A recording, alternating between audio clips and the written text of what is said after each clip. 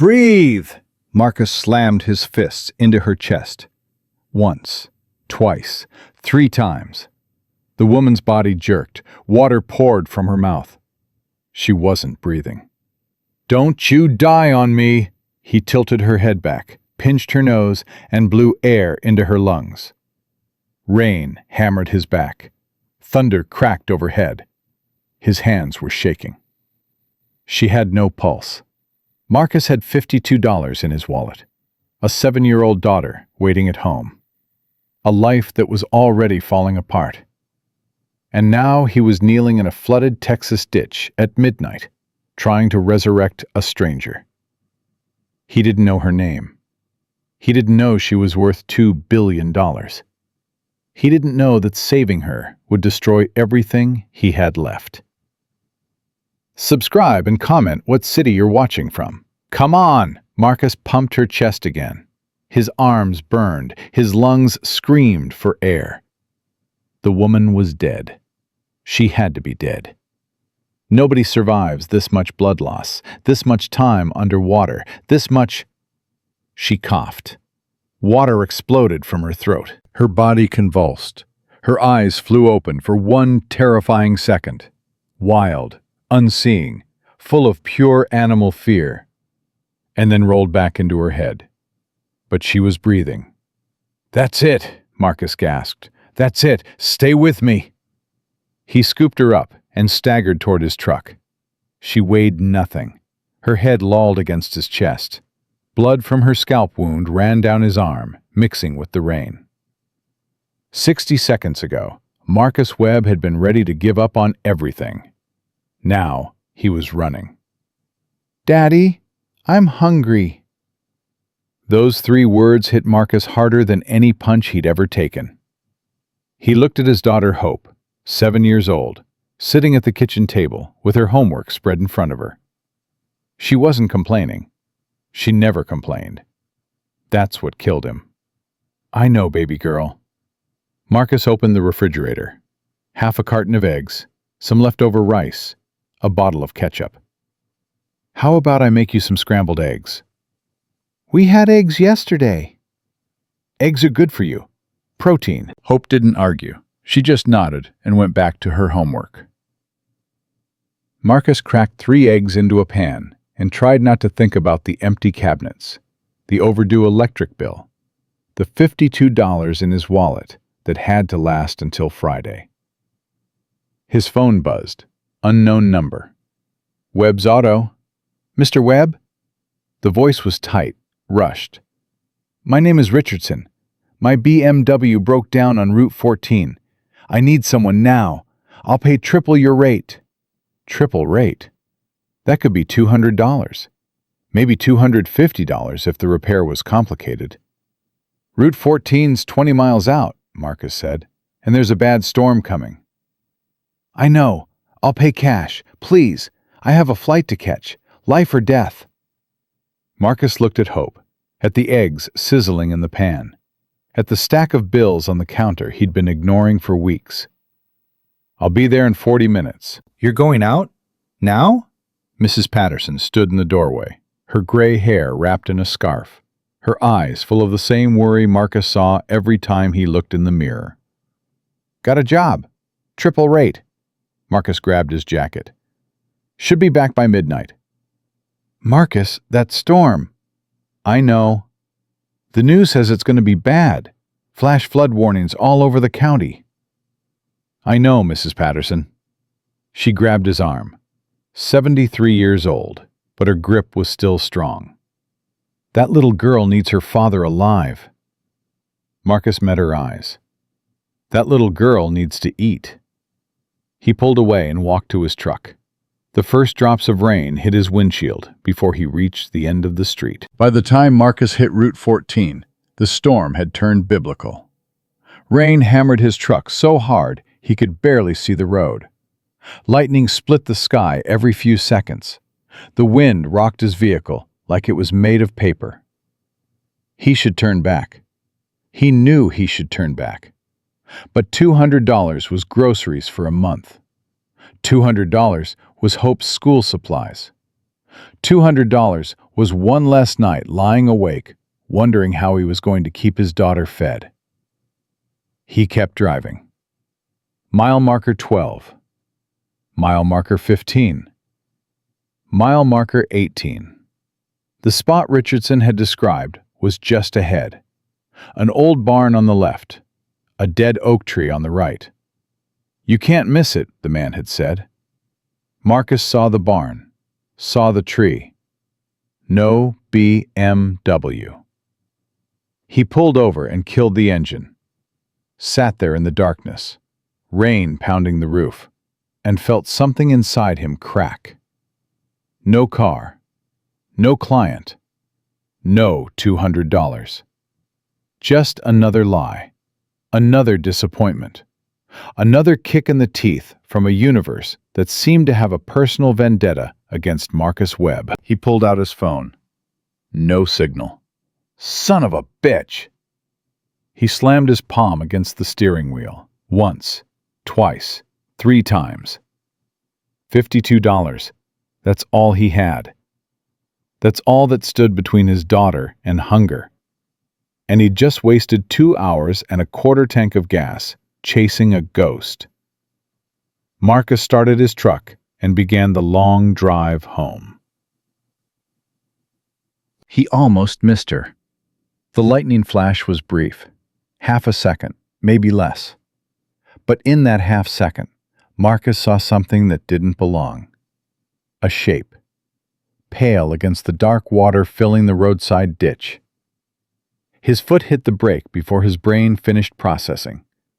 The truck skidded, hydroplaned, came to a stop sideways across the road. Marcus sat frozen, his hands locked on the steering wheel. "It's nothing," he told himself. "A bag of trash, a dead animal, something the storm washed up."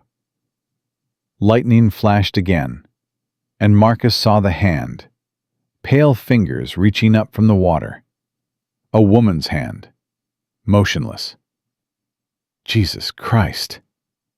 He threw open the door and ran. The ditch was 3 feet deep and filling fast. Marcus plunged in without thinking, the cold water shocking the breath from his lungs. He grabbed the woman's shoulders and rolled her over. Young, maybe 25. Dark hair plastered to her face, eyes closed, lips blue, and blood. God, so much blood. Her scalp was split open above her left ear. The wound was deep, ugly, still oozing despite the rain trying to wash it clean. But the blood wasn't the worst part. Her face was swollen, bruised. Her lip was split. Her left eye was nearly swelled shut. Someone had beaten this woman, beaten her badly, and then left her here to die. "Ma'am!" Marcus shook her shoulders. "Ma'am, can you hear me?" Nothing. No response. No movement. He pressed 2 fingers to her throat. No pulse. No, no, no, no. Marcus dragged her out of the water and onto the muddy bank. He tilted her head back, cleared her airway, and started CPR. Come on, come on! Chest compressions, hard and fast, the way he'd been taught 15 years ago when he was still a paramedic, when he still had a license, when he still had a life. "Breathe, damn it!" He pinched her nose and blew into her mouth. Once. Twice. Nothing. More compressions. His arms burned. His back screamed. The rain was so heavy he could barely see her face. "I didn't stop for nothing. You hear me? I didn't stop for nothing." He blew into her mouth again, and she coughed. Water erupted from her throat. Her body convulsed. She gasped, choked, gasped again. Marcus rolled her onto her side and held her as she vomited ditch water and blood. "That's it," he breathed. "That's it. You're okay. You're gonna be okay." Her eyes fluttered open. Brown eyes. Terrified eyes. They found his face for one brief moment. "Help me." Then she went limp. The nearest hospital was 40 miles away. Too far. She'd never make it. But there was a clinic in Dripping Springs. 22 miles back the way he'd come. Small, understaffed, but they had doctors. They had equipment. They could keep her alive. Marcus lifted her and carried her to his truck. She weighed nothing. Her body was cold despite the humid air. Her breathing was shallow, wet, rattling in a way that made his stomach clench. Internal bleeding. Punctured lung. Maybe both. She was dying, and the only thing standing between her and death was a broke mechanic with a suspended medical license and $52 in his wallet. Marcus laid her across the back seat and pressed his jacket against her head wound. "Stay with me," he said. "I'm gonna get you help, but you gotta stay with me." He jumped behind the wheel and floored it. The drive took 18 minutes. 18 minutes of hydroplaning through flooded roads. 18 minutes of checking the rear-view mirror every few seconds to make sure she was still breathing. 18 minutes of talking to her, pleading with her, begging her not to die. "What's your name?" he called back to her. "Can you tell me your name?" No answer. Just that horrible rattling breath. "Okay, that's okay. I'm Marcus. Marcus Webb. I got a daughter named Hope. She's 7 years old. Smartest kid you ever met. She's going to be something someday. Doctor, maybe. Or a lawyer. Something better than me." The woman didn't respond. "I used to be a paramedic. Did it for 12 years. I was good at it, too. Real good. Then they took my license away. Said I falsified records. I didn't, but it didn't matter. Nobody believed me." Lightning cracked overhead. "I lost everything. My job, my house, my wife. She couldn't take it, you know? The shame, the money problems. She left when Hope was 4. Haven't seen her since." He glanced in the mirror. The woman's chest was still rising and falling. "But I got Hope. She's all I need. I'd do anything for that little girl. Anything." The lights of Dripping Springs appeared through the rain. "We're almost there. Just a few more minutes. Don't you give up on me now. Don't you dare. I need help, now." Marcus burst through the clinic doors with the woman in his arms. Blood dripped onto the white tile floor. Rain poured off his body. A nurse looked up from the front desk. Her eyes went wide. "Oh my God!" "She's got a head wound, possible internal bleeding. No pulse when I found her. I got her back, but she's fading." The nurse hit a button on her phone. "Dr. Chen to the front. Code blue. Dr. Chen, code blue." Within seconds, the small clinic exploded into motion. A doctor appeared. A gurney materialized. Hands reached for the woman. "How long was she down?" the doctor demanded. "I don't know. I found her in a ditch. She wasn't breathing when I got to her." "How long did you do CPR?"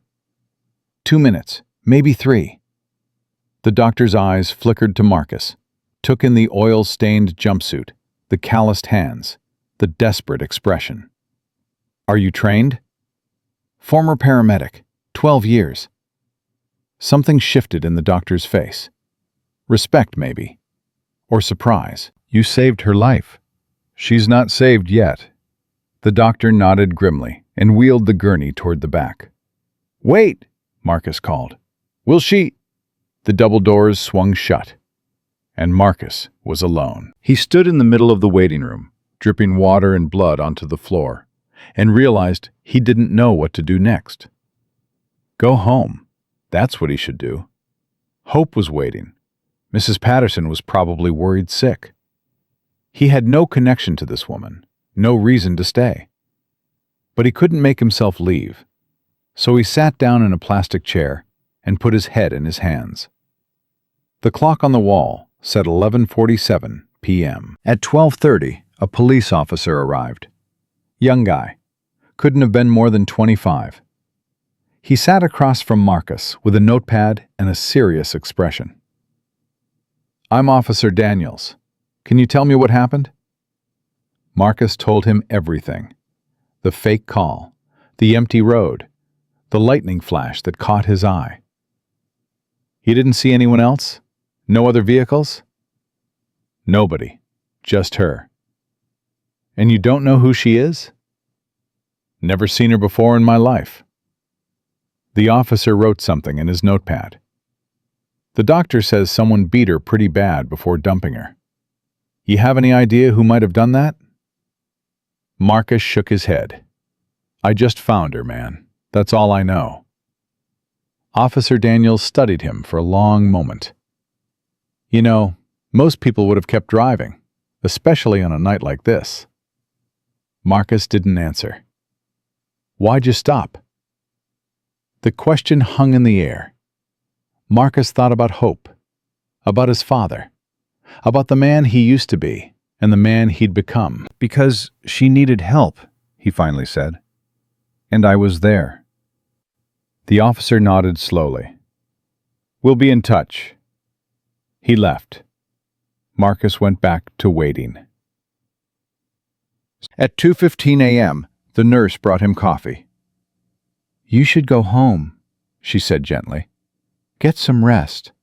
We'll call you if anything changes." "I'm fine." "You're covered in blood, and you've been sitting in that chair for 4 hours." "I said I'm fine." The nurse sighed but didn't push. She left the coffee and walked away. Marcus drank it. It was bitter and burnt and perfect. At 4:03 a.m., the double doors finally opened. Marcus shot to his feet so fast he knocked over his chair. Dr. Chen walked toward him, her face unreadable. "Is she... She's stable." Marcus let out a breath he hadn't realized he'd been holding. "We stopped the internal bleeding. 2 cracked ribs, severe concussion, multiple contusions and lacerations. Someone did a number on her." "But she's gonna live?" "Thanks to you, yes. Another 10 minutes in that water and she'd be dead." Marcus's legs went weak. He grabbed the back of the chair to steady himself. "There's something else," Dr. Chen said. "She woke up briefly during the procedure. She was disoriented, confused. We asked her name." "What'd she say?" "She said she didn't know." The doctor's expression darkened. "Mr. Webb, I've seen a lot of trauma cases. Car accidents, domestic violence, falls. This woman wasn't just beaten. She was tortured. Whoever did this wanted her to suffer." Marcus felt ice form in his stomach. "And then they left her to die where nobody would find her." "Except someone did find her," Dr. Chen said. "You did." At 4:47 a.m., Marcus walked out of the clinic. The storm had passed. The sky was clearing. Stars peeked through the thinning clouds. He climbed into his truck and sat there, staring at the blood on his hands. $52. He still had $52. Nothing had changed. Everything had changed.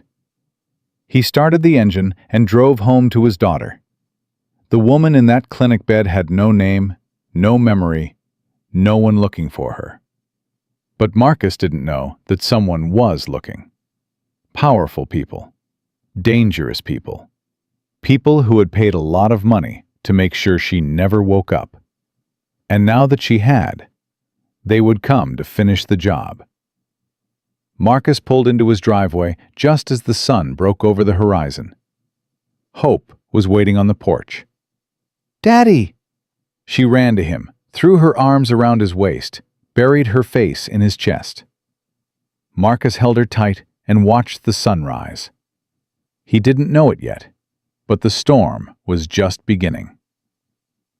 3 days later, Marcus went back to the clinic. He told himself it was just to check on her, just to make sure she was still alive, just to tie up loose ends so he could move on with his life.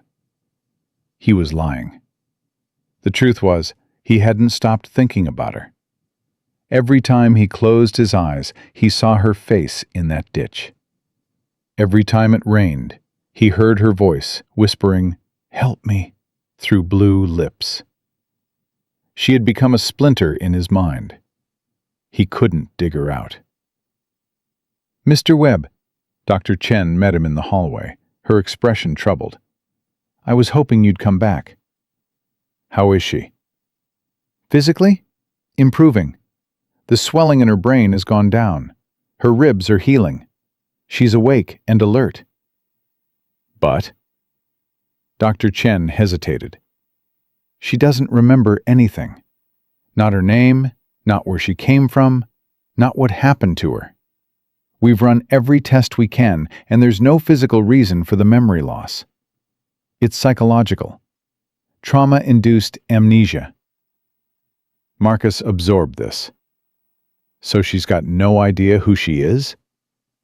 "None. And Mr. Webb, there's another problem." The doctor lowered her voice. "She has no insurance, no ID, no money, and this clinic can't keep her much longer. We're not equipped for long-term care." "What happens to her?" "Without family or resources, she'll be transferred to the county hospital. From there..." Dr. Chen shook her head. "The system isn't kind to people who fall through the cracks." Marcus thought about the woman in that ditch. The terror in her eyes when she'd briefly woken up. The way she'd whispered, "Help me," like it was a prayer. "Can I see her?" Dr. Chen led him to a small room at the end of the hall. The woman was sitting up in bed, staring out the window. She looked different now. The swelling had gone down. The bruises were fading from purple to yellow. Her dark hair had been washed and pulled back from her face. She was beautiful, Marcus realized. Not in a flashy way, but in a quiet, refined way that made him suddenly conscious of his oil-stained hands and worn-out boots. She turned when he entered. Her eyes found his face, and something flickered in them. "You," she said softly. "You're the one who saved me." "I'm Marcus. Marcus Webb." "I know. The nurses told me." She looked down at her hands. "They also told me I should be dead, that you pulled me out of a flooded ditch and brought me back to life." "I just happened to be there." "No." Her eyes met his again, and Marcus felt something shift in his chest. "You could have kept driving. Anyone else would have kept driving. But you stopped." Marcus didn't know what to say to that. "The doctor says you've been here every day," she continued, "checking on me, asking about my condition." "I wanted to make sure you were okay." "Why?" The question caught him off guard. "What do you mean, why?" "I mean, why do you care? You don't know me. You owe me nothing." "Why do you keep coming back?" Marcus thought about hope, about the values his father had drilled into him, about the man he'd been before everything fell apart. "Because you needed help," he said finally. "And where I come from, that's enough." The woman stared at him for a long moment. Then, slowly, a tear slid down her cheek. "I don't even know my own name," she whispered. "I look in the mirror and I see a stranger. I close my eyes and there's just darkness. I don't know who I am. I don't know who hurt me. I don't know anything." "Hey," Marcus stepped closer to the bed. "It's gonna come back. The doctor said these things take time." "What if it doesn't? What if I never remember?" "Then you start over. Build a new life. A new name." She laughed bitterly.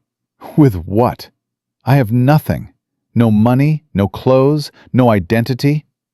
The hospital is going to discharge me tomorrow, and I have nowhere to go." Marcus knew he should walk away. He had his own problems, his own daughter, his own life that was hanging by a thread. But then he thought about Hope asking him if they were going to be okay.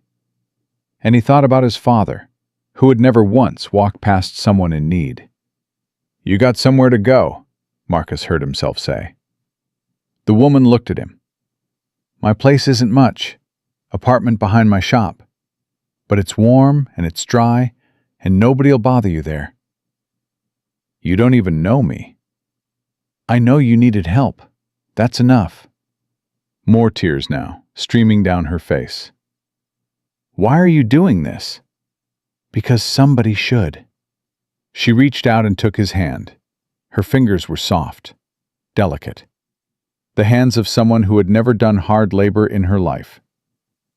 "I don't know my name," she said, "but I remember one thing. When I was drowning in that ditch, when everything was going dark, I heard a voice. Your voice.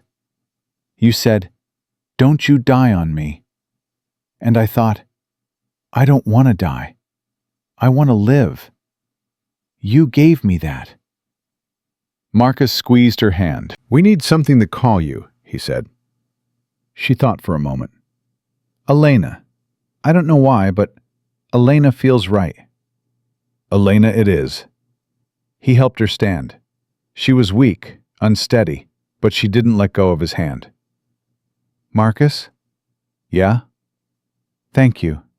For everything." "Don't thank me yet. You haven't seen my apartment." She laughed. It was a small sound, fragile and broken, but it was real. It was the first time Marcus had made anyone laugh in a very long time. The drive back to his shop took 40 minutes. Elena sat in the passenger seat, watching the Texas landscape roll by, her face a mixture of fear and wonder. "It's beautiful," she said softly. "The open space, the sky. Do you think I've been here before?" "Hard to say. You don't have a Texas accent." "I don't?" "No, you sound more northern, maybe East Coast." Elena touched her throat, as if she could feel the accent hiding there. "What do you think happened to me?" she asked. Marcus gripped the steering wheel tighter. He'd been thinking about this for 3 days, turning it over in his mind like a puzzle with missing pieces. "Somebody beat you," he said. "Beat you bad. Then they drove you out to the middle of nowhere and left you to die in a storm." "But why?" "That's what I keep asking myself. Whoever did this, they wanted you gone. Permanently. This wasn't random violence. This was planned." Elena shivered despite the warm air. "You think they'll come looking for me?" Marcus didn't answer, but his eyes flicked to the rear-view mirror, scanning the empty road behind them. Hope was sitting on the porch when they pulled up. She stood when she saw the truck, her small body tense with anticipation. Then she spotted Elena in the passenger seat, and her expression shifted from relief to confusion. Marcus helped Elena out of the truck and walked her toward the house. Every step seemed to drain more energy from her battered body. "Daddy? Hope's voice was uncertain. Who is that?" Marcus knelt down so he was eye level with his daughter. "Her name is Elena. She's someone who needs our help for a little while. Remember what I taught you about doing the right thing?" Hope nodded slowly, her eyes still fixed on the stranger. "Even when it's hard?" "Especially when it's hard." Hope was quiet for a moment. Then she walked up to Elena, who was leaning against the porch railing, barely able to stand. "Are you sick?" Hope asked. Elena managed a weak smile. "A little bit, but I'm getting better." "Did my daddy help you?" "Your daddy saved my life." Hope looked at her father with something that made Marcus's chest tight. Pride. Pure, uncomplicated pride. "He's good at helping people," Hope said. "He used to be a paramedic. He saved lots of people before the bad men took his job away." "Hope," Marcus's voice was gentle but firm. "It's true." Elena looked at Marcus with new curiosity, but she didn't press. "You have a wonderful father," she said to Hope. "You're very lucky." "I know." Hope took Elena's hand. "Come on, you can have my bed. I'll sleep with Daddy." Oh, sweetheart, I couldn't. It's okay. Daddy says when somebody needs something more than you do, you give it to them. You need my bed more than me. Elena's eyes welled up again. She looked at Marcus, overwhelmed. 7 years old, Marcus said quietly. And she's already a better person than most adults I know. He helped Elena inside, got her settled in Hope's small bed, and stood in the doorway watching her fall asleep almost instantly. Daddy? Hope tugged at his shirt. Yeah, baby girl? Is she going to be okay? Marcus looked at the sleeping woman. The bandage on her head, the bruises on her face, the soft hands that had probably never known hard work.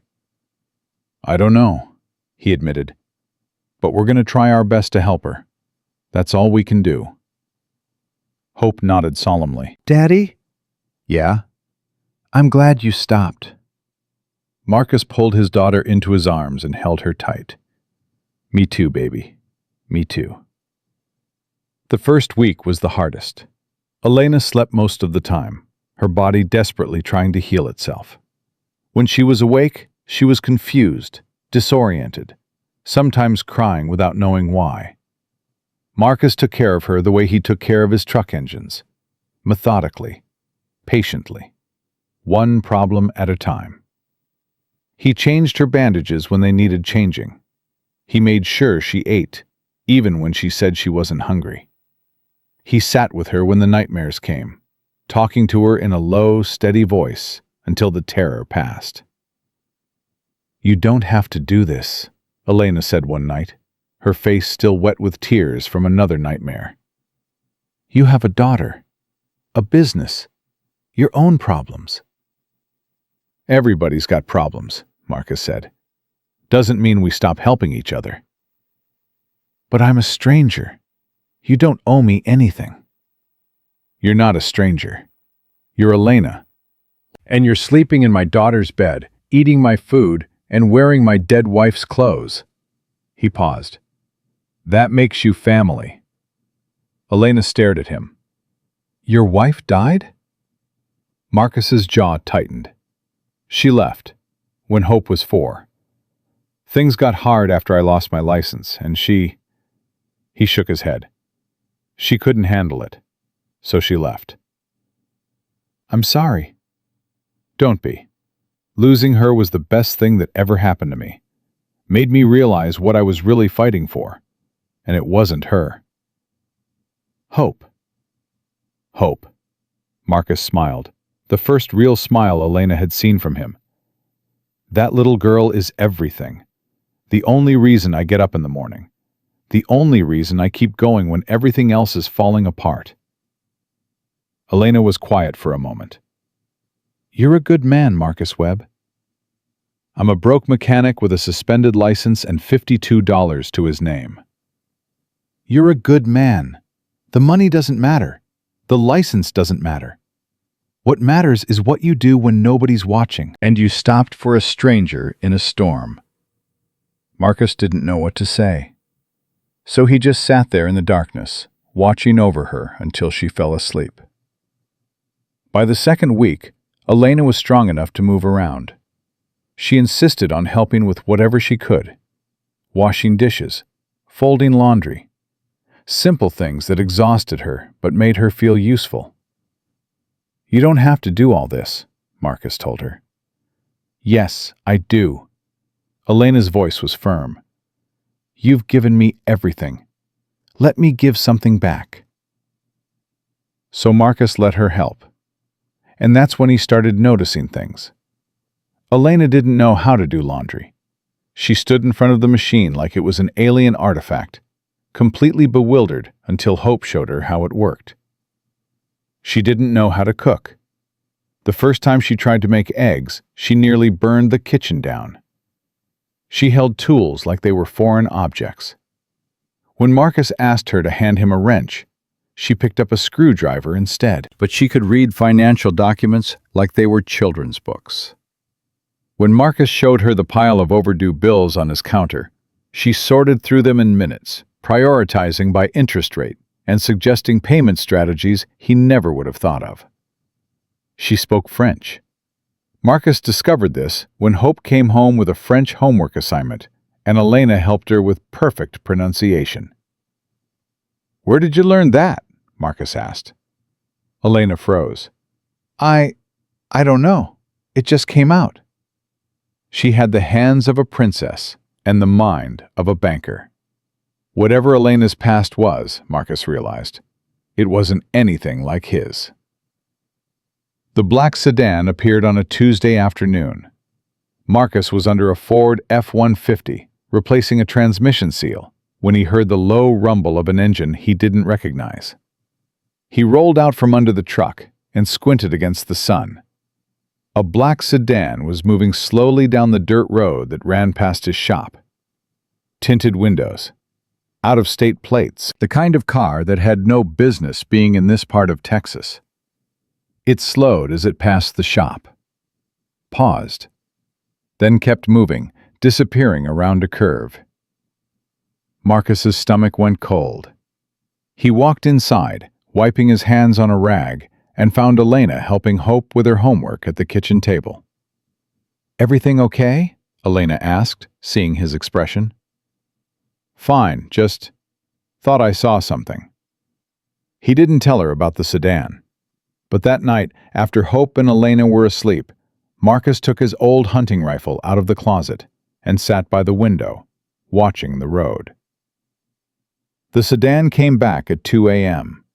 It rolled past the shop slowly, its headlights off, almost invisible in the darkness. It circled once, twice, then disappeared down the farm road. Marcus didn't sleep for the rest of the night. The next morning, he called the only person he could think of. "Marcus Webb. Hell, I haven't heard that name in years." Tommy Rodriguez had been Marcus's partner back in the paramedic days. A good man. The only person who'd stood by Marcus when the accusations came down. "I need a favor, Tommy." "Name it." "I need you to run a plate for me. Black sedan, out-of-state plates." Marcus read off the number. "Something's going on, and I need to know what." "This about that woman they found on Route 14? The one they're saying you rescued?" Marcus paused. "How do you know about that?" "Brother, it's all over the news. Mystery woman saved by disgraced paramedic. You're famous." "I don't want to be famous. I want to know who's circling my property at 2 a.m. Tommy was quiet for a moment. "Give me a few hours. I'll see what I can find." Marcus hung up and went back to watching the road. Tommy called back that afternoon. "Marcus, you need to listen to me very carefully." "What did you find?" "That plate is registered to a shell company in Delaware. The company is owned by another company in the Caymans. That company is connected to Harrington Consulting, which is a known front for private security contractors." "English, Tommy." "Mercenaries, Marcus. Professional mercenaries. Whatever that woman you saved is mixed up in, it's big. Really big. These are the kind of people who make problems disappear." Marcus looked across the room at Elena, who was reading a book to Hope, completely unaware of the conversation. "What should I do?" "Honestly, get out. Take your daughter and go. Let the authorities handle this." "And what about her?" "Marcus, I'm not leaving her, Tommy. She's got nobody. She doesn't even know who she is." Tommy sighed heavily. "Then be careful. These people don't play games. If they wanted her dead and found out she's alive..." He didn't finish the sentence. He didn't need to. "Thanks, Tommy." "Marcus, watch your back." That night, Marcus stayed up with his rifle again. But this time, Elena found him. "Marcus?" Her voice was soft in the darkness. "What are you doing?" "Couldn't sleep." "With a rifle across your lap?" He didn't answer. Elena sat down beside him, close enough that he could smell the soap she'd used. "Someone's coming for me," she said. It wasn't a question. "I don't know that for sure. But you suspect it." That's why you've been watching the road every night. That's why you flinch every time a car drives by. Marcus finally looked at her. In the moonlight, her face was pale and serious. There was a black sedan, he admitted, circled the property twice. Out-of-state plates connected to a shell company. My friend says it's probably private security contractors. Mercenaries. Yeah. Elena was quiet for a long moment. You should make me leave, she finally said. I'm putting you and Hope in danger. You've done more than enough, more than anyone could ask.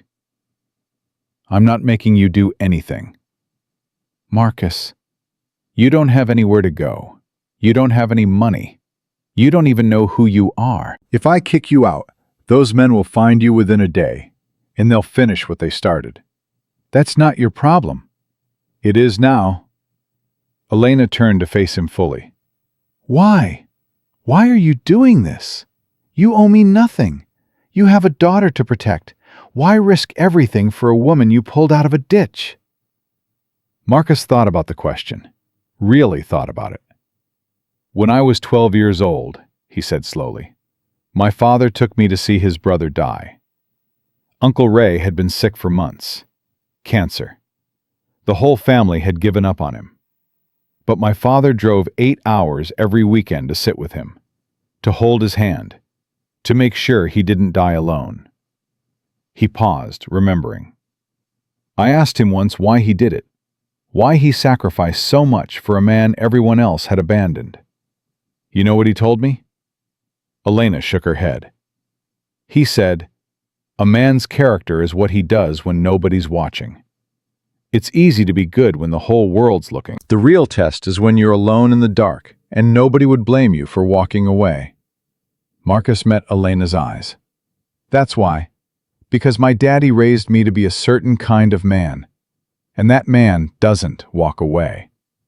Elena's eyes filled with tears. You have nothing, she whispered. Your bank account is empty. Your career is destroyed. You're barely keeping the lights on. And yet, you've given me everything. I have hope. That's not nothing. No, Elena took his hand. That's everything. They sat there in the darkness, watching the empty road together, waiting for whatever was coming. Neither of them knew that a convoy of black SUVs was already on its way. Neither of them knew that in 48 hours, Elena would remember everything. And neither of them knew that the truth would be more dangerous than any lie. The scream woke Marcus from a dead sleep. He grabbed his rifle and ran down the hall, his heart pounding so hard he could hear it in his ears. Hope was already standing in the doorway of her room, eyes wide with fear. Stay here, Marcus commanded. He pushed open the door. Elena was sitting up in bed, her body shaking violently, her face drenched in sweat. Her eyes were open but unseeing, fixed on something only she could perceive. No, she screamed. Please, don't! Elena! Marcus dropped the rifle and grabbed her shoulders. Elena, wake up! You're safe! She fought him, her fists pounding against his chest, her nails raking across his arms. They're going to kill me! They're going to... Elena! He shook her hard. Look at me! Look at my face! Her eyes finally focused. She saw him. Recognition flooded her features. And then she collapsed against his chest, sobbing. I remember, she whispered. Oh God, Marcus, I remember everything. Marcus held her while she cried. Hope stood in the doorway, clutching her stuffed bear, watching with frightened eyes. Go back to bed, baby girl, Marcus said softly. Everything's okay. Is Elena having a bad dream? Yeah, but Daddy's here. She's gonna be fine. Hope hesitated, then padded back down the hall. Marcus heard her bedroom door close. Elena's sobs gradually subsided. She pulled back, wiping her face with trembling hands. My name, she said. My real name is Elena Sterling. The name meant nothing to Marcus. Sterling? My father is Cyrus Sterling. He owns Sterling Industries. Still nothing. Marcus, my father is worth $12 billion. He's one of the richest men in America. The words hit Marcus like a physical blow. He sat back, trying to process what he was hearing. You're a billionaire's daughter? Yes. And you ended up in a ditch on Route 14 in the middle of nowhere, Texas? Elena's face darkened. I was kidnapped 6 days ago. Had a charity event in Houston. Kidnapped? There were 3 of them. They grabbed me in the parking garage, put a bag over my head, threw me in a van. Her voice was steady now, cold with remembered fear. They took me to a warehouse somewhere. I don't know where. They kept me blindfolded most of the time. What did they want? Money. What else? They called my father, demanded $50 million for my safe return. Marcus felt sick. And? My father refused to pay. He what? Elena laughed bitterly. Cyrus Sterling doesn't negotiate with terrorists. That's what he told the FBI. That's what he told the media. His precious principles were worth more than his daughter's life. Jesus. When the kidnappers realized they weren't getting their money, they beat me. For hours. They wanted me to beg my father on camera, to cry and plead and humiliate myself so he'd change his mind. Did you? Elena met his eyes. No, I'm my father's daughter. I don't beg. Despite everything, Marcus felt a surge of respect. So they decided to kill you. They drugged me, put me in the trunk of a car, drove me out to that road and dumped me in the ditch. Elena's voice cracked. The last thing I remember before waking up in the hospital is the water filling my lungs. I thought I was dead. I thought it was over. But I found you. But you found me. Elena reached out and took his hand. A broke mechanic with $52 in his wallet found me when my billionaire father wouldn't lift a finger to save me. Marcus didn't know what to say. There's more, Elena continued. The kidnappers? They weren't just random criminals. They were sent by someone. Who? My father's business partner, Victor Harrington. The name triggered something in Marcus's memory. Harrington Consulting, the shell company Tommy had found connected to the black sedan. They're working for Harrington? Victor has been trying to force my father out of Sterling Industries for years. He wants the company for himself.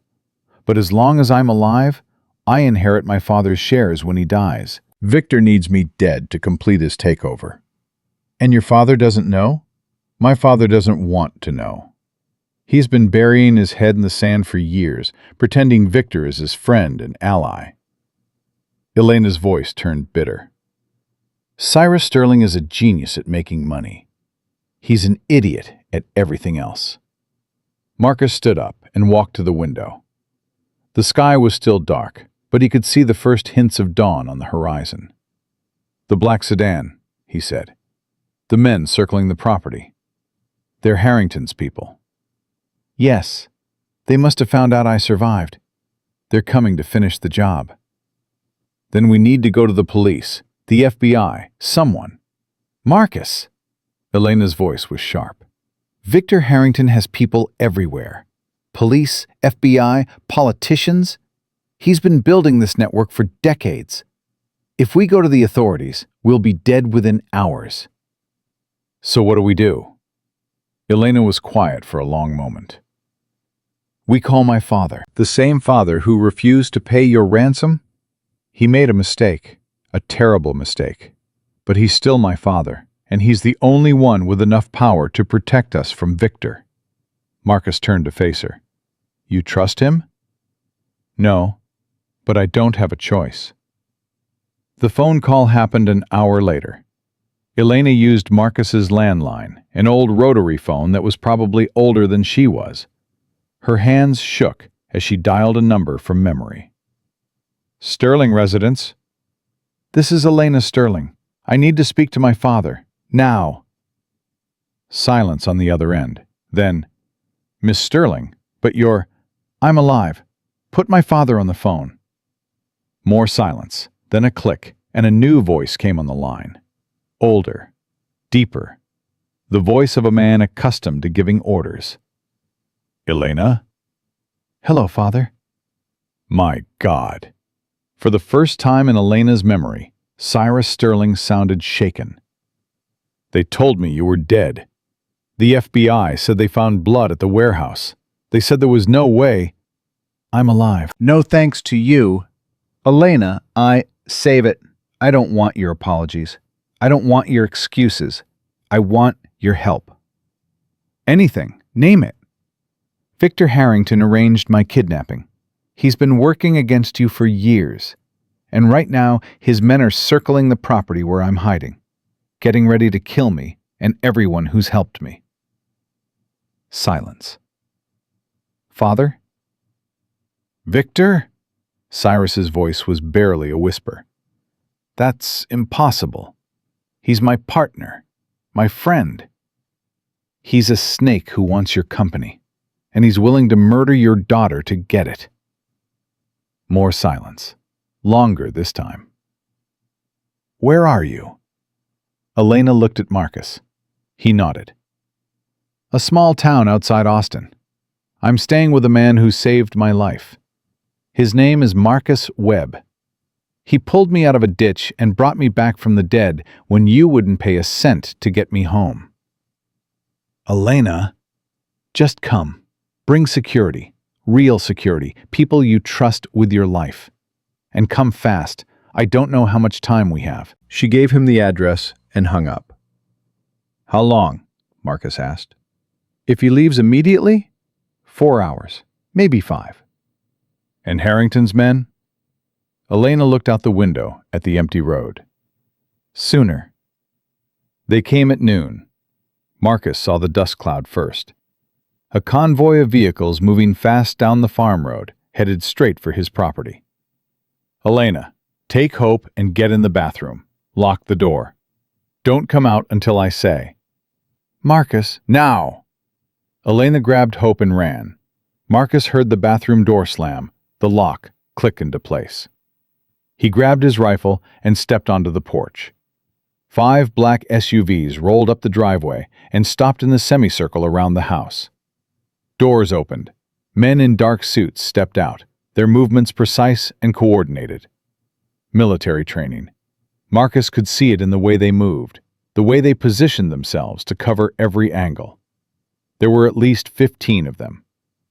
Marcus had a hunting rifle and 6 rounds. One of the men stepped forward, tall, lean, with the cold eyes of a predator. Mr. Webb, my name is Reynolds. I'm here for the woman. Don't know what you're talking about. Reynolds smiled. It didn't reach his eyes. Let's not play games. We know Elena Sterling is here. We've been watching you for days. Hand her over, and you can go back to your pathetic little life. And if I don't? Reynolds gestured at his men. Then we take her anyway, and your daughter becomes collateral damage. Marcus felt ice form in his veins. You threatening my little girl? I'm stating facts. This doesn't have to be complicated. Give us the woman, we leave, everyone goes home happy. Marcus raised his rifle. Get off my property. Reynolds sighed.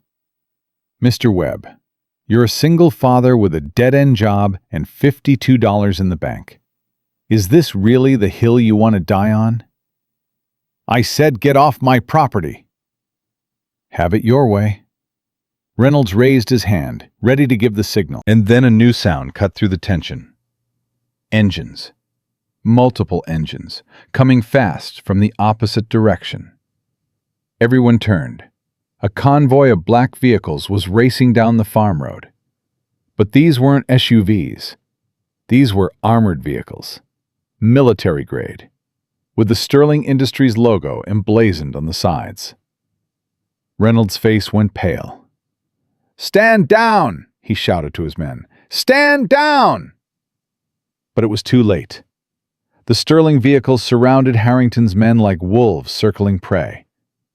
Doors flew open, and armed security personnel poured out, weapons raised, forming a perimeter that left no escape route.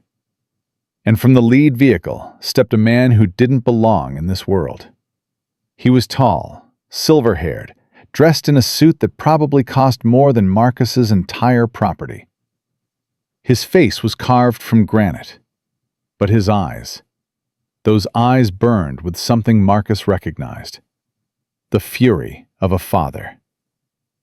"Which one is Reynolds?" Cyrus Sterling demanded. The tall man stepped forward, his hands raised.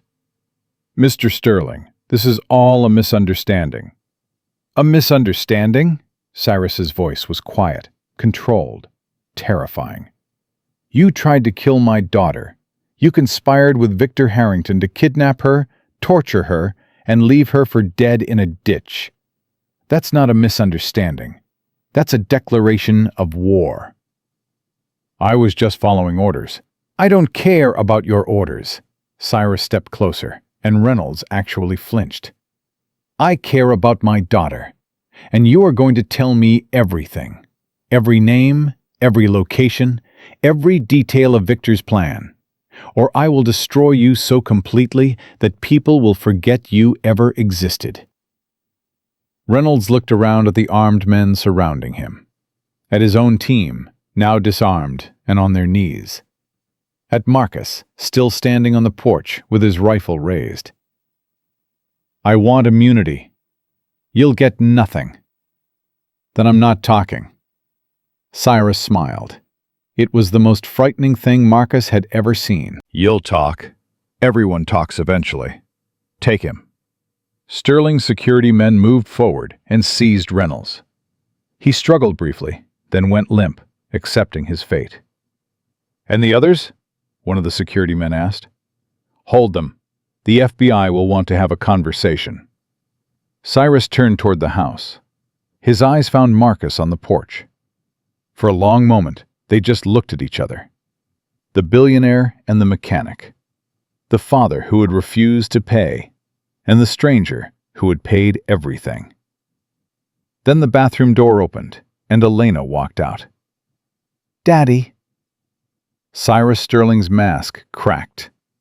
Just for a second, just long enough for Marcus to see the real man beneath the billionaire. The father who had spent days believing his daughter was dead. Elena. She walked across the porch and down the steps. Cyrus met her halfway. They stood there, inches apart, years of distance between them. "I'm sorry," Cyrus whispered. "I'm so sorry. I thought if I didn't negotiate, they'd release you eventually. I thought you thought wrong." "I know. God, I know." Tears were streaming down his face now. Cyrus Sterling, one of the most powerful men in America, crying in front of his security team and a broke mechanic from Texas. "Can you ever forgive me?" Elena was silent for a long moment. "I don't know," she finally said. "But I'm alive, and we have time to figure it out." Cyrus pulled her into his arms and held her like he would never let go. Marcus lowered his rifle and watched. "Daddy?" Hope's small voice came from the doorway. She was standing there, clutching her stuffed bear, her eyes wide with confusion. "It's okay, baby girl." Marcus set down his rifle and scooped her up. "Everything's okay now." "Who are all those people?" "Friends. They came to help Elena." "Is Elena leaving?" Marcus looked at Elena, still embraced by her father, surrounded by armed guards and armored vehicles. "Yeah, baby. I think she is." Hope's face crumpled. "But I don't want her to go." "I know, sweetheart. I know." 30 minutes later, the chaos had settled. Harrington's men were loaded into Sterling vehicles, headed for a private detention facility, where they would be questioned before being handed over to federal authorities. Reynolds had already started talking, spilling everything in exchange for the possibility of a lighter sentence. Victor Harrington had been arrested at his Houston office. The news was already breaking on every major network. The scandal would dominate headlines for weeks. And Marcus stood on his porch, watching Elena say goodbye to Hope. "You have to go?" Hope asked, her voice small. "I have to go, sweetheart, but I'll come back. I promise." "Pinky promise?" Elena smiled and linked her pinky with Hope's. "Pinky promise." She hugged the little girl tight, then stood and faced Marcus. "I don't know how to thank you," she said. "You don't have to." "Yes, I do." She reached out and took his hands. "You saved my life, Marcus. Not once, but twice. You gave me shelter when you had nothing. You protected me when you had everything to lose. You were the best man I've ever known." Marcus didn't know what to say, so he just squeezed her hands and nodded. "Mr. Webb," Cyrus Sterling's voice cut through the moment. He walked toward them, his face still bearing traces of tears, his composure slowly returning. "I owe you a debt I can never repay." "You don't owe me anything." "I owe you everything." Cyrus reached into his jacket and pulled out a checkbook. "Name your price. Whatever you want. A house, a business, $1 million, 10 million. Write the number yourself." He held out the blank check. Marcus looked at it, looked at the zeros he could write, thought about the bills piling up on his counter, the empty refrigerator, the $52 that had somehow become zero after he paid for Elena's initial treatment. He thought about Hope and the life he could give her. Then he pushed the check back. "I didn't save her for money." Cyrus stared at him. "Every man has a price." "Maybe, but mine isn't for sale." "You're refusing $50 million? "I'm refusing your money. There's a difference." Cyrus studied him for a long moment. Marcus had seen that look before, on the faces of men trying to solve a puzzle they couldn't understand. "Why?" "Because your daughter was dying in a ditch, and I was there. That's all. That's the whole story. I didn't stop because I thought she was rich. I didn't save her because I wanted a reward. I stopped because it was the right thing to do. And if I take your money now, it turns the whole thing into a transaction. It makes me just another person who helped her because they wanted something." "That's insane." "Maybe," Marcus shrugged. "But it's who I am."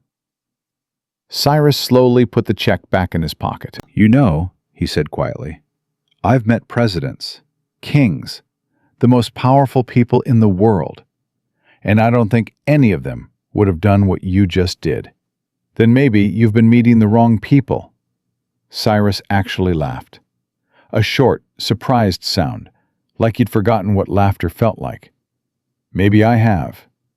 He extended his hand. Marcus shook it. "This isn't over," Cyrus said.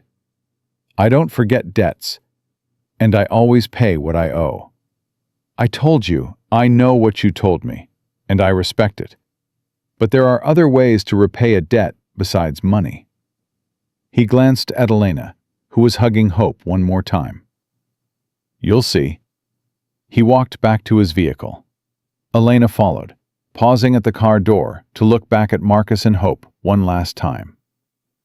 "I'll come back," she called. "I promise." Then she was gone. The convoy pulled away, leaving Marcus standing in the driveway with his daughter in his arms and a pile of shell casings on his lawn. "Daddy?" "Yeah, baby girl." "Are we still broke?" Marcus laughed. He couldn't help it. "Yeah, sweetheart, we're still broke." "That's okay." Hope wrapped her arms around his neck. "We've got each other. That's better than money." Marcus held his daughter tight and watched the dust settle on the empty road. He'd refused $50 million. His bank account was empty. His refrigerator was bare.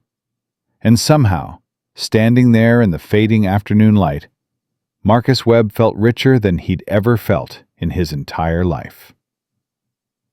The peace lasted exactly 1 week.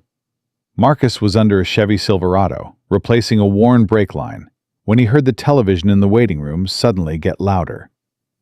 Mrs. Patterson, who had stopped by to drop off some food for Hope, was standing in front of the screen with her hand over her mouth. "Marcus," she called, her voice strange.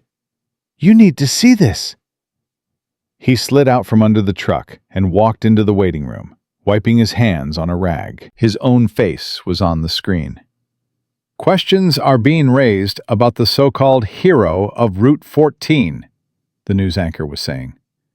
Sources close to the investigation suggest that Marcus Webb, the former paramedic who claims to have rescued billionaire heiress Elena Sterling, may have actually been involved in her kidnapping." Marcus felt the ground shift beneath his feet. What the hell? According to documents obtained by this network, Webb had his paramedic license revoked 5 years ago for falsifying medical records. He has a history of financial problems and was reportedly desperate for money at the time of the alleged rescue. The screen cut to a man in a suit, identified as a security consultant. "It's a classic setup," the man said. "Stage a rescue, play the hero, then collect a reward from a grateful family. Webb saw an opportunity, and he took it." "That's a lie!" Marcus shouted at the television. "That's a goddamn lie!" But the news kept going. Representatives for Sterling Industries have declined to comment. However, sources within the company suggest that Cyrus Sterling is deeply troubled by these revelations and is reconsidering his public praise of Webb. Mrs. Patterson turned to Marcus, her face pale. "Marcus, what is this?" "It's not true. None of it is true." "But they said—" "I don't care what they said." Marcus grabbed the remote and shut off the television. "I found her in a ditch. I saved her life. That's what happened. Everything else is lies." His phone started ringing. He ignored it. Then it rang again, and again, and again.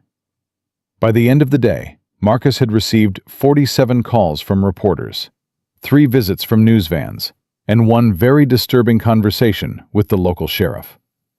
"I'm not saying I believe any of this, Marcus," Sheriff Davis said, standing in the doorway of the shop. "But I've got the FBI breathing down my neck. They want to talk to you." "About what?" "I already told them everything. About inconsistencies in your story. About your financial situation. About your history with the medical board.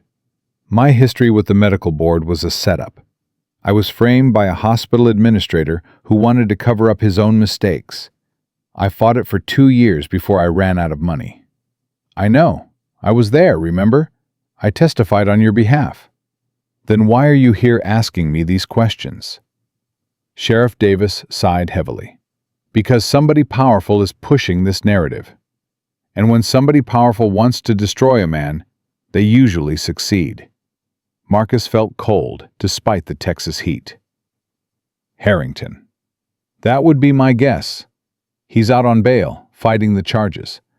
And the best way to fight the charges is to discredit the people who brought them. So he's trying to make me look like a criminal. He's trying to make you look like the mastermind. If he can convince a jury that you staged the whole thing, that Elena was never really in danger, that the kidnapping was just a scam to extort money from her father, then he walks free. And you go to prison." Marcus sat down heavily on a work stool. "What do I do?" "Honestly, I don't know. Get a lawyer, a good one, and pray this blows over before it destroys your life." It didn't blow over. The next day, the story was on every major network. Cable news pundits debated whether Marcus was a hero or a con man. Social media exploded with opinions from people who had never met him and knew nothing about his life. "Marcus Webb is a disgrace to first responders everywhere," one commentator said. "This is what happens when we rush to celebrate heroes without vetting them first. said another. The man saw an opportunity to exploit a vulnerable woman, and he took it. Classic predator behavior. Marcus stopped watching the news. But he couldn't stop the news from finding him. Reporters camped outside his shop. Neighbors who had known him for years suddenly wouldn't meet his eyes. The few clients he had left started canceling their appointments. And then, Hope came home from school. Marcus heard the bus pull up at 3:15 like always. He heard the door open. He expected to hear her footsteps running toward the shop, her voice calling, "Daddy," like she did every afternoon. Instead, he heard crying. He found her in the living room, curled up on the couch, sobbing into her stuffed bear. "Baby girl?" He knelt beside her. "What happened?" Hope looked up at him with red, swollen eyes. "They called you a criminal." Marcus felt his heart crack. "Who did?" "The kids at school. They said you kidnapped that lady. They said you're going to jail. They said I'm going to be an orphan." "That's not true, sweetheart. None of that is true." "Then why are they saying it? How do you explain to a 7-year-old that some people will destroy an innocent man just to save themselves? How do you explain that truth doesn't always win? How do you explain that her father's only crime was stopping the helpless stranger?" "Because bad people are telling lies," Marcus said finally. "And sometimes lies are louder than the truth." "But you're a good person, Daddy. You saved Elena. Why would they say bad things about you?" "Because I got in the way of something they wanted, and they're trying to punish me for it." Hope threw her arms around his neck and held on tight. "I hate them," she whispered. "I hate all of them." "Don't hate, baby girl. Hate poisons your heart. We just have to be strong and wait for the truth to come out." "But what if it doesn't?" Marcus didn't have an answer for that.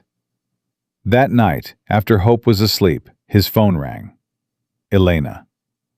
"I saw the news," she said, her voice tight with anger. "Marcus, I'm so sorry. This is Victor's doing. He's trying to destroy you to save himself." "I figured. I've talked to my father. He's furious. He's going to hold a press conference tomorrow to clear your name." "Will it matter? People have already made up their minds." "It will matter. My father has more influence than Victor ever will. We're going to fix this." "Elena, your father offered me $50 million and I turned it down. You think people are going to believe he's defending me out of the goodness of his heart?" "I don't care what people believe. I care about you, about Hope. You don't deserve this." Marcus was quiet for a moment. "There's something else," Elena said. "My father's security team intercepted some communications. Victor isn't just trying to destroy your reputation. He's hired people to make sure you can't testify against him." "What does that mean?" "It means he wants you dead, Marcus. You and me both. We're the only witnesses who can connect him to the kidnapping. If we're gone, his lawyers can spin any story they want." Marcus looked toward the hallway, where his daughter was sleeping. "When?" "Soon. Maybe days. Maybe hours. My father is sending a security team to protect you, but they won't arrive until tomorrow morning." "So, tonight I'm on my own." "Can you go somewhere? Take Hope and hide until—" "I'm not running, Elena. I've spent my whole life running from things. Running from the medical board. Running from debt collectors. Running from my own failures. I'm done running." "Marcus, these are professional killers." "And I'm a father with a daughter to protect. That makes me more dangerous than any of them." Elena was silent for a long moment. "I'm coming to you." "No, stay where you're safe." "You don't get to tell me what to do. You saved my life. You think I'm going to sit in my father's mansion while killers come for you?" "I'm coming. I'll be there by morning." "Elena, see you soon, Marcus." She hung up. Marcus put down the phone and walked to the closet where he kept his hunting rifle. 6 rounds. That's all he had. He thought about calling the sheriff, but what would he say? That a billionaire's enemies were coming to kill him? With what proof? He thought about waking Hope and putting her in the truck and driving until they ran out of road. But where would they go? How long could they hide?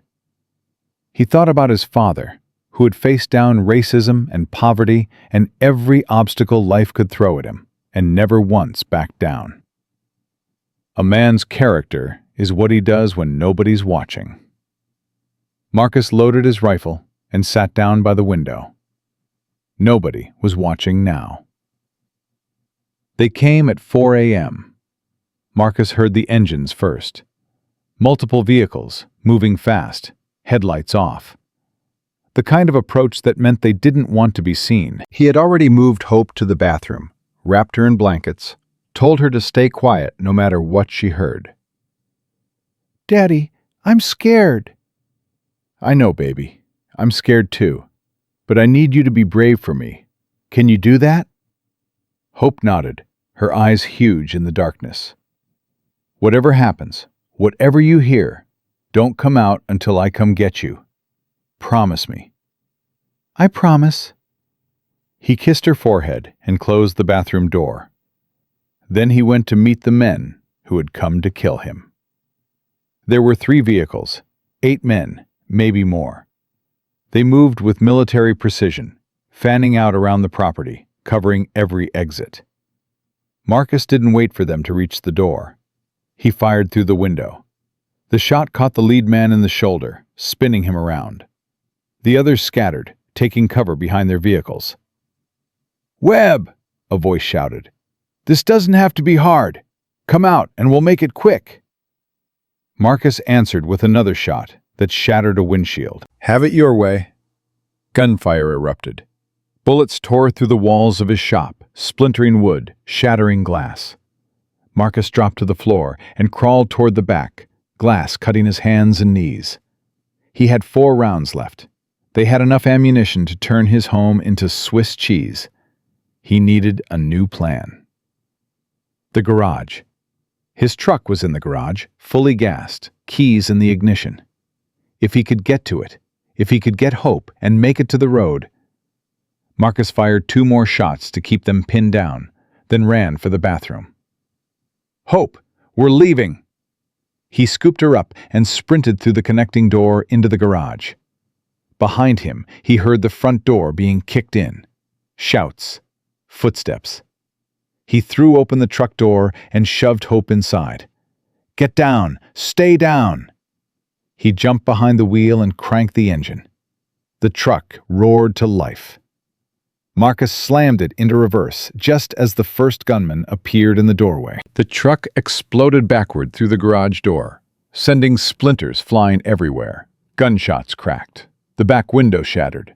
Hope screamed. "Stay down, baby! Stay down!" Marcus spun the wheel and floored it. The truck fishtailed on the gravel driveway, then caught traction and rocketed forward. In the rear-view mirror, he saw men running for their vehicles. The chase was on. Route 14, the same road where this whole nightmare had started. Marcus pushed the truck to 90, then 100. The engine screamed, the frame shook. But the old Ford had been tuned by his own hands, maintained with the love of a man who understood machines better than he understood people. It would hold. It had to hold. Daddy, they're coming! Hope had peeked up over the seat. In the distance, headlights were gaining on them. "Get back down!" I'm scared! "I know, baby, but Daddy's going to get us out of this. I promise." The first SUV pulled alongside.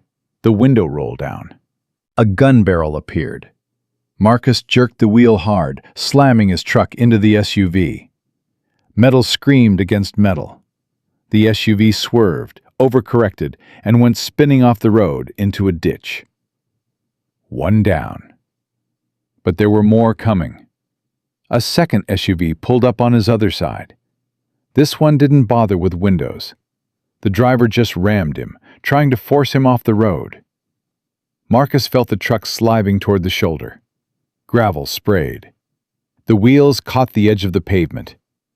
He thought about Elena in that ditch. The way he'd found her. The way she'd almost died. Not this time. Marcus yanked the emergency brake and spun the wheel simultaneously. The truck did a 180, tires screaming, and suddenly he was facing the opposite direction, his headlights blazing directly into the eyes of the pursuing drivers. For one frozen second, everyone stopped.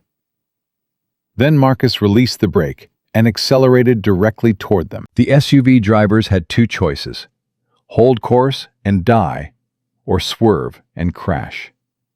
They swerved. Both vehicles went off the road on opposite sides, one flipping into a field, the other slamming into a fence post. Marcus didn't stop to see if they survived.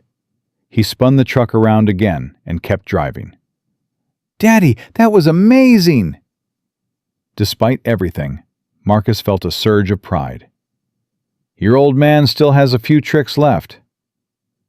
They drove for an hour before he felt safe enough to stop. A rest area outside San Antonio. Empty at this hour. Marcus pulled in and killed the engine. His hands were shaking. His heart was pounding. Sweat soaked through his shirt. But they were alive. "Are we safe now?" Hope asked. "For now, baby. For now." His phone buzzed. A text from an unknown number. "Highway 290, mile marker 47. I'm coming to you. E. Elena." "We're going to meet a friend," Marcus told Hope. "Someone who can help us." They drove to the meeting point as the sun began to rise. Mile marker 47 was just a stretch of empty highway. Nothing special, nothing memorable. But waiting there, standing beside a black sedan with two armed bodyguards, was Elena Sterling. She ran to the truck before Marcus had even fully stopped. "Oh, God!" She yanked open the door and threw her arms around him. "You're alive! I saw the news. They said there was a shootout at your property. I thought—" "We're okay. We made it." Elena pulled back and looked at him. Really looked. She saw the cuts on his face, the exhaustion in his eyes, the way his hands were still trembling. "You fought them off? By yourself?" "Had to. They were coming for Hope." Elena's eyes went to the little girl in the passenger seat. Hope was staring at her with a mixture of relief and fear. "Elena!" Hope scrambled across the seat and into Elena's arms. Elena held her tight, tears streaming down her face. "I'm so sorry," Elena whispered. "This is all my fault. All of this." "It's not your fault," Marcus said. "It's Harrington's fault, and he's going to pay for it." "He already is." Elena wiped her eyes. "My father's press conference is in 3 hours. He's going to reveal everything. The kidnapping, the conspiracy, the smear campaign. Victor Harrington's career is over." "And the men who attacked us?" "My father's security team is tracking them down. The ones who survived the crash, anyway." She looked at Marcus with something like awe. "You took out 3 vehicles by yourself?" "I took out 3 vehicles to protect my daughter. There's a difference." Elena shook her head slowly. "You're incredible. You know that?" "I'm a father. That's all I am." "No." Elena took his face in her hands. "You're the best man I've ever known. And after today, everyone else is going to know it too." The press conference happened at noon, broadcast live on every major network. Cyrus Sterling stood behind a podium bristling with microphones, his face carved from stone, his voice ringing with barely contained fury. "3 weeks ago, my daughter was kidnapped by men working for my former business partner, Victor Harrington. She was beaten, tortured, and left for dead on a Texas roadside. She would have died if not for the courage of one man, Marcus Webb." The cameras flashed. Reporters shouted questions. Cyrus continued. In the days since her rescue, there has been a coordinated campaign to destroy Mr. Webb's reputation. Lies have been spread. False evidence has been planted. His past has been weaponized against him. All of this was orchestrated by Victor Harrington in a desperate attempt to discredit the man who saved my daughter's life. Cyrus paused, his jaw tight. Last night, Harrington sent armed men to kill Mr. Webb and his 7-year-old daughter. Thanks to Mr. Webb's courage and quick thinking, they survived. But this attack proves beyond any doubt that Harrington will stop at nothing to protect himself. He looked directly into the camera. So let me be clear. Marcus Webb is not a criminal. He is not a con man. He is not part of any conspiracy. He is a hero. A real hero. The kind we don't see enough of in this world. He saved my daughter's life, asking nothing in return. He refused a blank check because he believed accepting payment would taint his actions. And when killers came for his family, he fought back with nothing but a hunting rifle and a father's determination. Cyrus's voice cracked slightly. I have spent my life building an empire. I have more money than I could spend in 10 lifetimes. And yet, when my daughter needed saving, I failed her. A stranger with $52 in his pocket did what I couldn't do with $12 billion.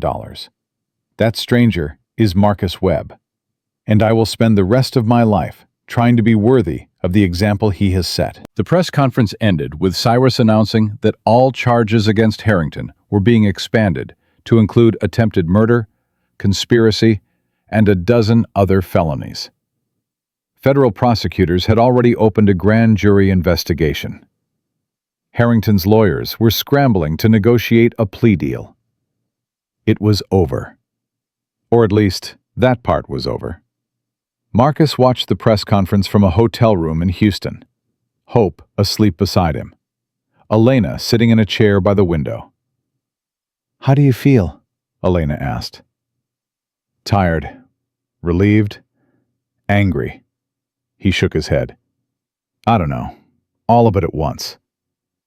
You're vindicated. The whole world knows the truth now. The whole world thought I was a criminal 12 hours ago. How quickly do you think they'll forget that? They won't forget, but they'll remember something else now. They'll remember that you fought for your daughter, that you stood up when everyone else would have run away. That's the Marcus Webb they'll remember. Marcus looked at his sleeping daughter. Her face was peaceful, untroubled by the nightmares that would probably come later. I just wanted to give her a good life, he said quietly. That's all I ever wanted. A roof over her head, food on the table, a father she could be proud of. She has that. She's always had that, has she? I couldn't pay the bills. I couldn't keep the lights on. I couldn't give her new shoes or school supplies or any of the things other kids have. Elena stood up and walked to the bed. She sat down beside him and took his hand. Marcus, I grew up with everything. Private schools, designer clothes, vacations on yachts. And you know what I remember most about my childhood? The loneliness. My father was always working. My mother was always at some charity event. I had nannies and tutors and servants, but I didn't have parents. She squeezed his hand. Hope has something I never had. She has a father who would die for her. A father who fought off armed men with a hunting rifle to keep her safe. A father who refused $50 million because he didn't want her to think love could be bought. That's worth more than all the money in the world. Marcus felt tears prick his eyes. I don't know what comes next, he admitted. The shop is destroyed. I've got nothing left. I don't even know where we're going to live. You're going to let me help you. Elena, not money. I know you won't take money. But you saved my life. Twice. Let me do something to repay that. Please. Marcus looked at her, at the woman he'd pulled from a ditch 3 weeks ago. The woman who had brought chaos and danger into his life. The woman who was now looking at him like he was the most important person in the world. What did you have in mind? Elena smiled. How do you feel about saving other people's lives? Marcus didn't understand the question, but he would. Soon, everything would become clear. 6 months later, Marcus stood in front of a building he never thought he'd see. The Webb Family Trauma Center. His name carved in stone above the entrance. His dream made real in brick and glass and steel. You ready? Elena asked, standing beside him. No, Marcus admitted, but I don't think I ever will be. She took his hand. Then let's do it anyway. They walked through the front doors together. The ribbon-cutting ceremony had drawn a crowd of over 300 people.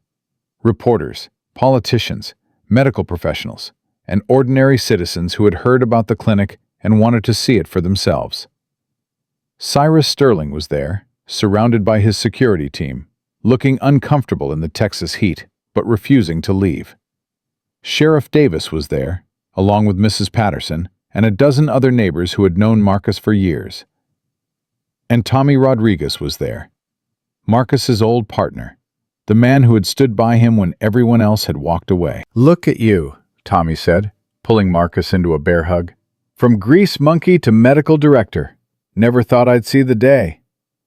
That makes 2 of us. Your daddy would be proud, Marcus. Real proud. Marcus felt his throat tighten. Yeah, I think he would. The ceremony began with speeches. Cyrus Sterling talked about the importance of accessible health care and the courage of ordinary people. The mayor talked about community investment and economic development. A representative from the state medical board talked about Marcus's restored license and exemplary record. Then it was Marcus's turn. He walked to the podium and looked out at the crowd. 300 faces staring back at him, waiting for him to say something meaningful. He thought about the night he'd found Elena in that ditch, the $52 in his wallet, the choice he'd made when nobody was watching. 6 months ago, Marcus began, I was a broke mechanic with a suspended license and a daughter I couldn't afford to feed. I had nothing. No money, no prospects, no hope. Just a little girl who believed in me, even when I didn't believe in myself. He paused, collecting his thoughts. Then I found a woman dying on the side of the road. And I have a choice. I could keep driving, go home, pretend I never saw her. Nobody would have known. Nobody would have blamed me. Or I could stop. I could risk everything to help a stranger. Marcus looked at Elena, who was standing in the front row with hope. I stopped. Not because I thought she was rich. Not because I wanted a reward. I stopped because my father taught me that a man's character is what he does when nobody's watching. And I wanted to be the kind of man my daughter could be proud of. Hope was beaming at him, her small face bright with joy. This clinic exists because of that choice, but it also exists because of every person who helped me along the way. The doctors who saved Elena's life, the sheriff who believed in me when the whole world was calling me a criminal, the neighbors who brought food to my daughter when I couldn't afford to feed her, the woman standing right there who refused to let me give up on myself. He nodded at Elena. This building has my name on it, but it belongs to all of us. To everyone who has ever stopped to help a stranger. To everyone who has ever chosen compassion over convenience. To everyone who believes that doing the right thing matters, even when it's hard. Especially when it's hard. Marcus stepped back from the podium. The Webb Family Trauma Center is now open, and we will never, ever turn anyone away. The applause was thunderous. The first patient arrived 20 minutes later. A young mother with a 3-year-old son who had fallen off a swing set and broken his arm. She was crying, apologizing, explaining that she didn't have insurance, that she couldn't afford an emergency room, that she didn't know where else to go. Ma'am, Marcus said gently, taking her hands, you're in the right place. We're going to take care of your son, and you don't have to worry about the cost. But I can't pay. I didn't ask you to pay. I asked you to trust us. Can you do that?" The woman looked at him with something like wonder. "Why?" she whispered. "Why would you help me? You don't even know me." Marcus smiled. It was the same question Elena had asked him 6 months ago, and he gave the same answer. Because you needed help, and I was here. The boy was treated in an hour. His arm was set, casted, and decorated with superhero stickers that Hope had personally selected. When they left, the mother hugged Marcus so hard he thought his ribs might crack. "Thank you," she said through tears. "Thank you so much." "Just doing my job, ma'am." "No." She pulled back and looked him in the eyes. "You're doing something much more than that." She walked out with her son, and Marcus watched them go. This was what he'd been born to do. The clinic thrived. Within 3 months, they were treating over 100 patients a week. Within 6 months, they had expanded to include a dental clinic and a mental health center. Within a year, they had saved more lives than Marcus could count. But the numbers didn't tell the whole story. There was the teenager who came in after a suicide attempt, who Marcus sat with for 6 hours until their parents could be located. There was the elderly veteran who couldn't afford his heart medication, who now got his prescriptions filled for free every month. There was the single mother with cancer who had been turned away by 3 hospitals, who received treatment at the clinic and went into remission 8 months later. Every patient had a story. Every story mattered. And Marcus heard them all. "You're going to burn yourself out," Elena told him one evening. She had stopped by the clinic with dinner, as she did most nights. "You can't save everyone personally." "I know, but I can try." "Marcus." "Elena, do you know what it's like to be turned away? To be told that your life isn't worth saving because you can't pay for it? I do.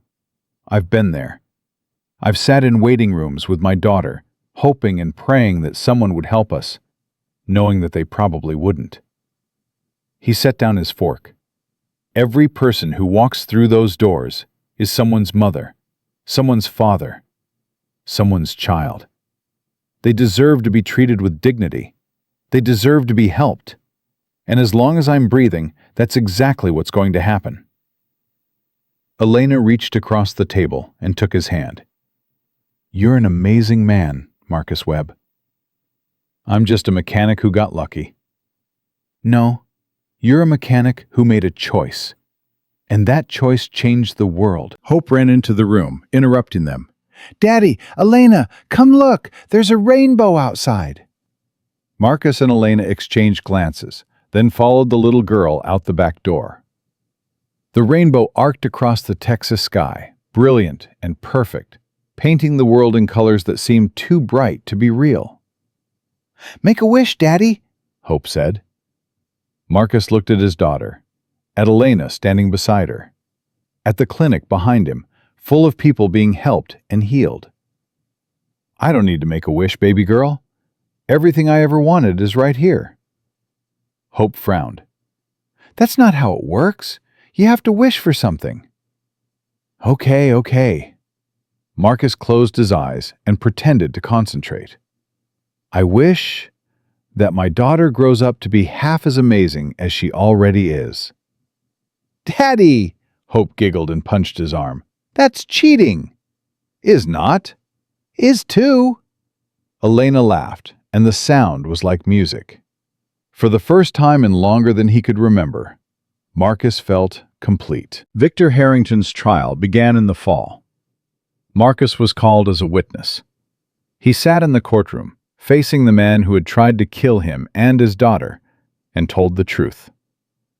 He told the jury about finding Elena in the ditch, about the black sedan circling his property, about the night the gunman came, and the chase on Route 14, and the desperate fight to keep his daughter safe. Harrington's lawyers tried to discredit him. They brought up his revoked license, his financial problems, his past. They painted him as a desperate man who would say anything for money. Marcus didn't flinch. "Mr. Webb," the defense attorney said, his voice dripping with condescension. "Isn't it true that you were essentially bankrupt when you allegedly found Miss Sterling?" "I had $52 in my wallet." "And isn't it true that Mr. Sterling offered you a substantial sum of money for your heroics?" "He offered me a blank check. I turned it down." The attorney paused. "You turned down a blank check from a billionaire?" "Yes, sir."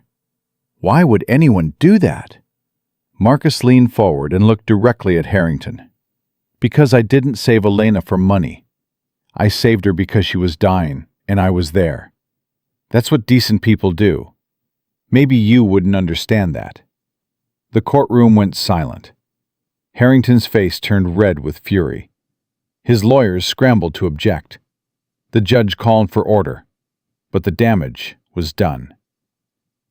3 days later, the jury came back with a verdict. Guilty on all counts.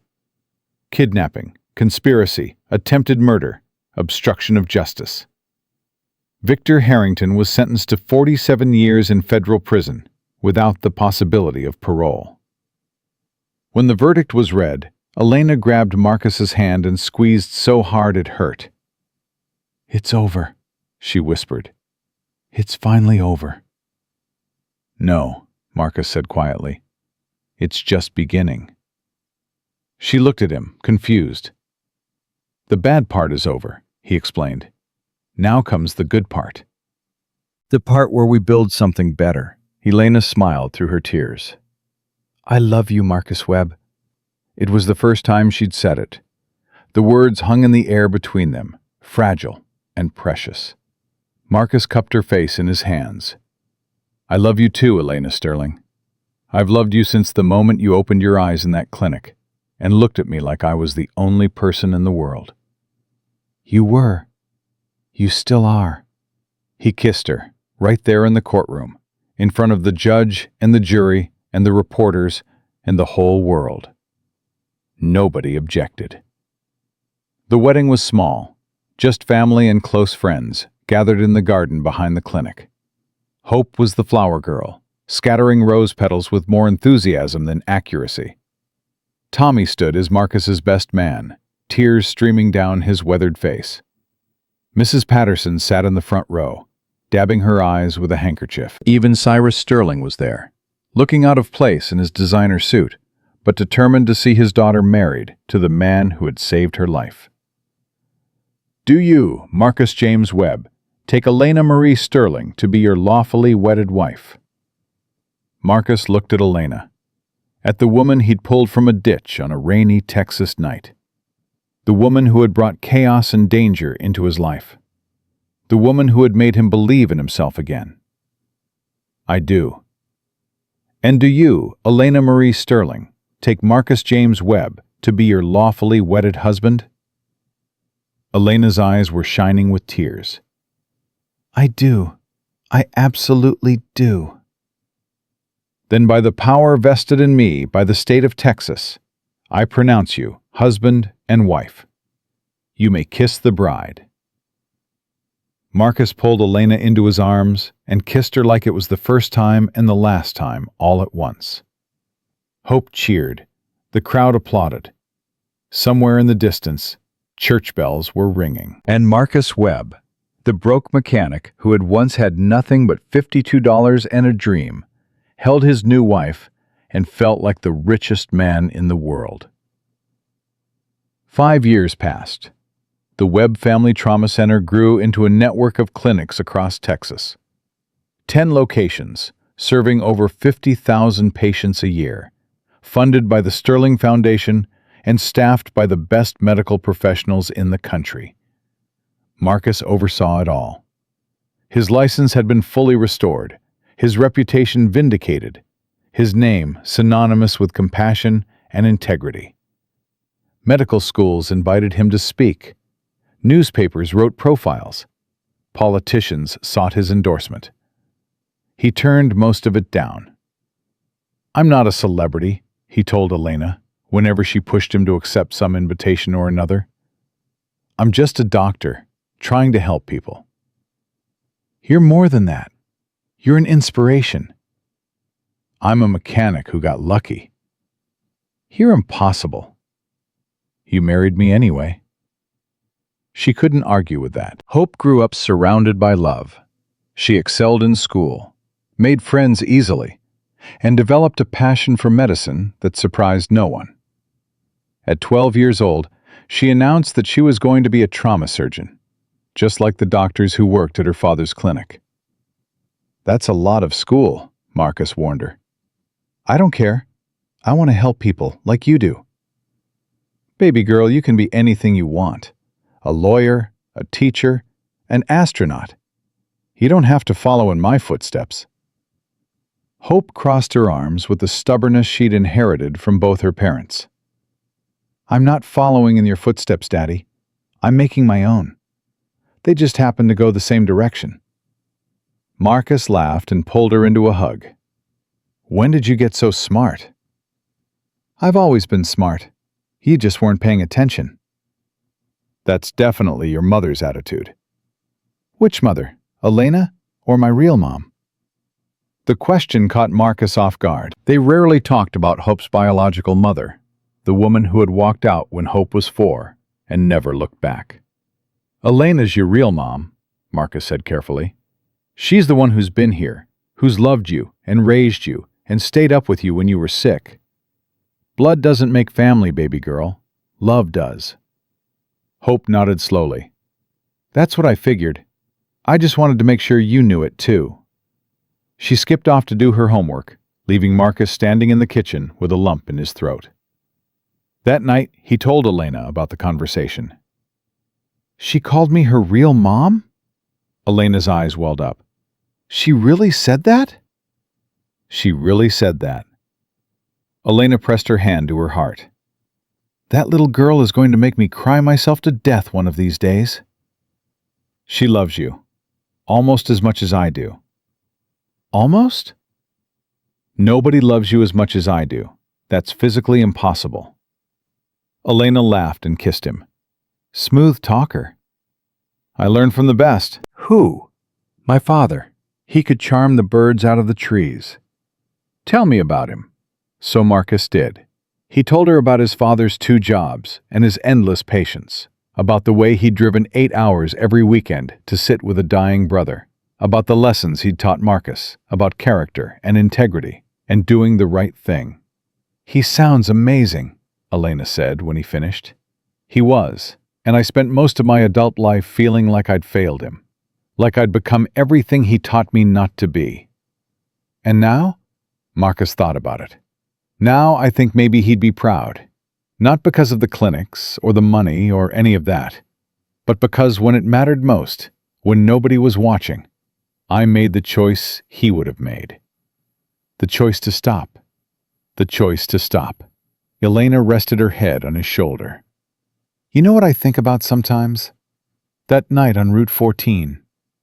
If you had kept driving, if you hadn't looked in your mirror at exactly the right moment, I'd be dead. We never would have met. None of this would exist. I try not to think about that. Why not? Because it scares me. The idea that everything we have came down to 1 second, 1 decision, 1 man who decided to turn around instead of keep going. But that's the point, isn't it? Every moment is like that. Every choice we make ripples out into the future in ways we can't predict. You stopped, and it changed everything. For me, for you, for Hope, for every single person who's been treated at your clinics. Marcus was quiet for a long moment. My father used to say that the measure of a man isn't what he has, it's what he does when no one is watching. And what do you say? I say he was right. But I'd add something. What? That the measure of a man is also what he passes on. The lessons he teaches, the examples he sets, the inheritance he leaves behind. What inheritance are you leaving behind? Marcus smiled. Not money, not property, not anything you can put in a bank or write in a will. I'm leaving behind the same thing my father left me. The belief that doing the right thing matters. that compassion is worth more than profit, that love is stronger than fear. That's a beautiful inheritance. It's the only one that counts. The last patient Marcus ever treated came to the clinic on a rainy Tuesday night. He was 83 years old by then, his hands not as steady as they used to be, his eyes not as sharp. Elena had been trying to get him to retire for years, but he kept finding reasons to stay. "One more patient," he always said. "Just one more." This one was a young man, barely 20, who had been in a car accident. His injuries weren't life-threatening, but he was terrified. His parents were on their way, but they lived hours away. He was alone, scared, and in pain. Marcus sat with him. "What's your name, son?" "Daniel. Daniel Webb." Marcus froze. "Webb?" "Yeah, same as the doctor who runs this place." The young man managed a weak smile. "No relation, I don't think. But I always thought it was cool. Sharing a name with someone who helps people." Marcus felt something shift in his chest. "You know about the clinics?" "Everyone knows about the clinics. My grandmother got treated here when she had cancer. Couldn't afford anywhere else. Your people saved her life." "That's what we do." "I know. That's why I wanted to be a doctor someday. To be like you. To help people who can't help themselves." Marcus looked at this young man, this stranger who shared his name, this boy who wanted to follow in his footsteps. And he understood. This was the inheritance.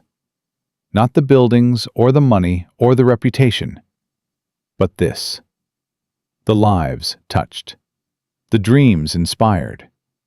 The chain of compassion that stretched from his father to him, to this young man lying in a hospital bed. "You're going to be a great doctor, Daniel." "You think so?" "I know so. You've got the most important qualification already."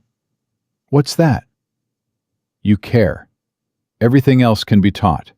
But caring, that's something you're born with or you're not. And you've got it." Daniel's parents arrived an hour later. Marcus gave them a full briefing, assured them their son would be fine, and watched them hover over Daniel's bed with the same desperate love he'd felt every time Hope was sick or hurt.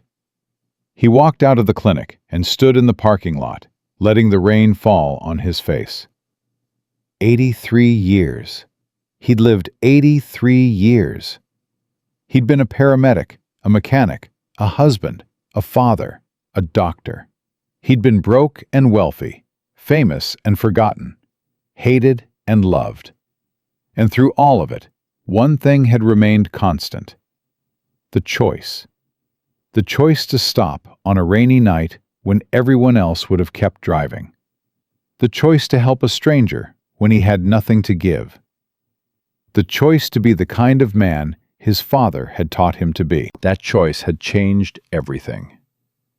Elena found him there, standing in the rain, tears mixing with the water on his face. "Marcus, what's wrong?" "Nothing's wrong." He turned to face her, this woman who had been his partner for over 50 years. "Everything's exactly right." "Then why are you crying?" "Because I'm grateful. Because I'm proud. Because I finally understand what my father was trying to teach me all those years ago." "What's that?" Marcus took her hands in his. "That the greatest inheritance a man can leave isn't money, or property, or fame. It's the example of a life well lived. It's the people he's helped, and the lessons he's taught, and the love he's given. It's the ripples that spread out from every good deed, touching lives he'll never know, changing futures he'll never see." He pulled her close. "I was $52 away from giving up, from driving past that ditch and going home and letting a stranger die. But I stopped. And that one choice gave me you, and hope, and this clinic, and 50 years of helping people who needed it most." "You've had a good life, Marcus Webb." I've had the best life, and it all started with one decision. The decision to stop. The decision to stop. They stood there in the rain, holding each other, until the clouds parted and a single ray of sunlight broke through. Look, Elena whispered. A rainbow was forming over the clinic, just like the one they'd seen with Hope all those years ago. Marcus smiled. "Make a wish," he said.